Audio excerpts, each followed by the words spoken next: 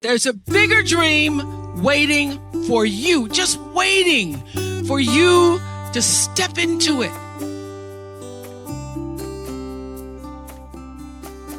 Everything you try to do is already done. So when I figured that out, what I'm putting out is what's coming back. Let me get real clear about what it is I'm putting out. Real clear. So I read a book about 1989 called Seed of the Soul.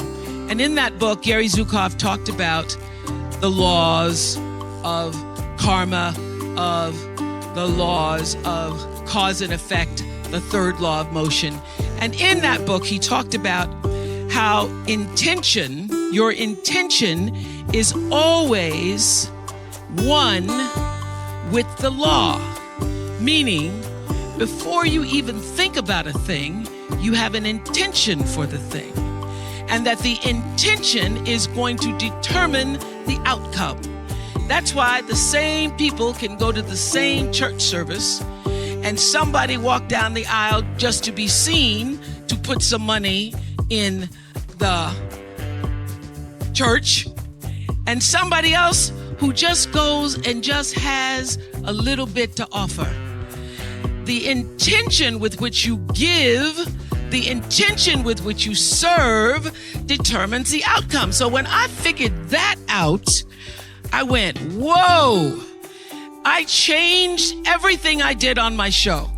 I called in the producers and I said, from this day forward, I will no longer be speaking to the KKK. I will no longer be speaking to people who are fighting each other in a way that it is damaging to the character of myself and other people who watch. From this day forward, I am only going to do intentional television. So it is my intention to fulfill the dream of the Creator.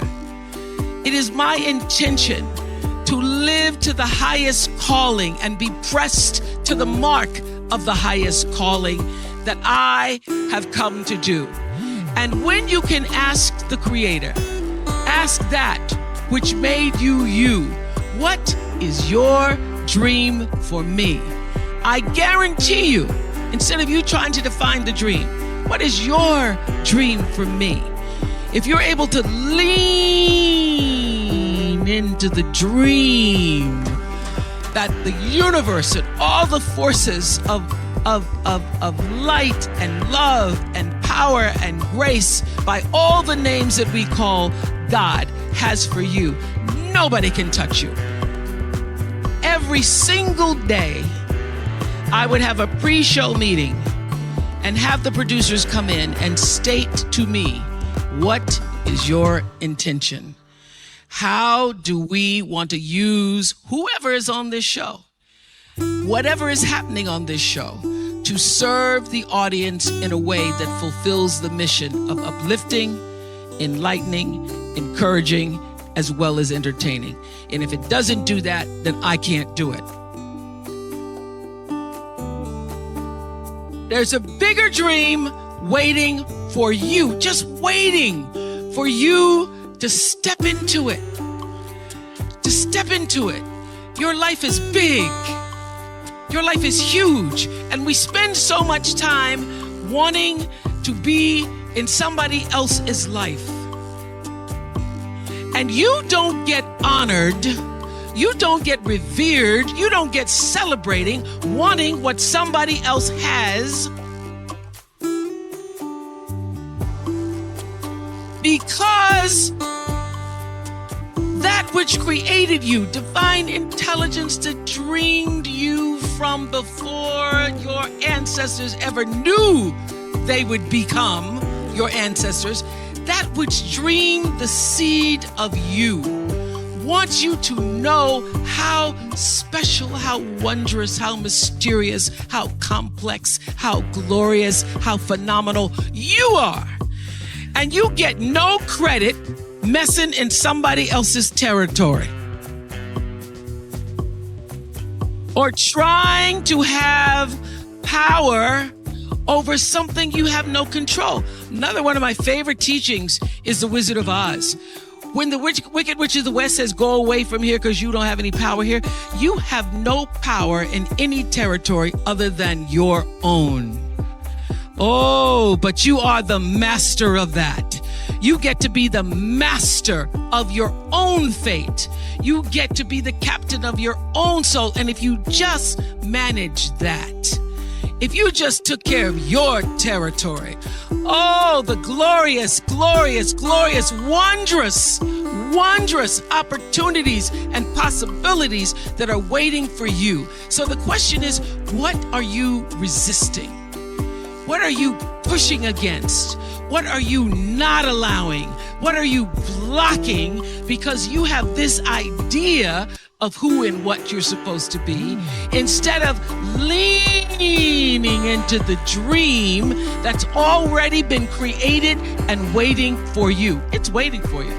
And the second, it's an instant thing. It's a shift in the way you see yourself and the power from which you have come.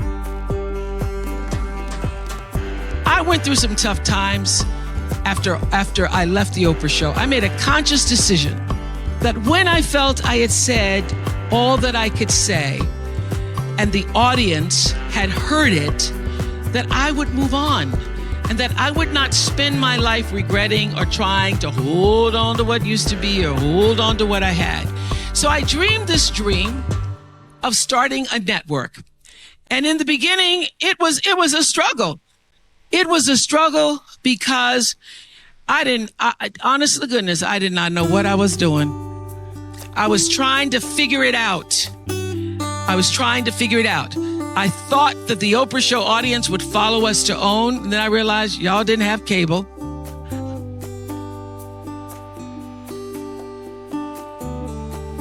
And if you had cable, you did not have the OWN package.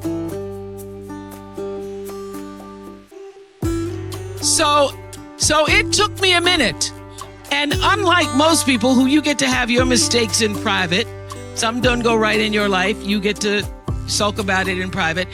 If I make a mistake, it's on the CNN crawl or the CNN news. So when I was in the climb and there were so many wonderful owners, I see Churl Action Jackson here.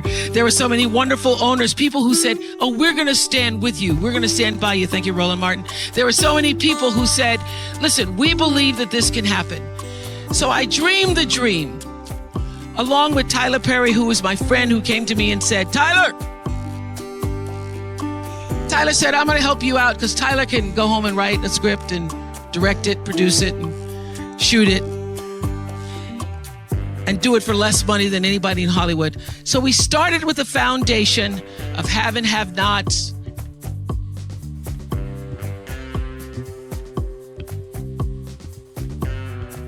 If loving you is wrong,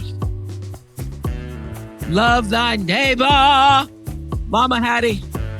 And then I started to dream another dream about scripted television, because in the beginning I was told you couldn't do it. You couldn't do it, didn't have enough money to do it. And I dreamed the dream.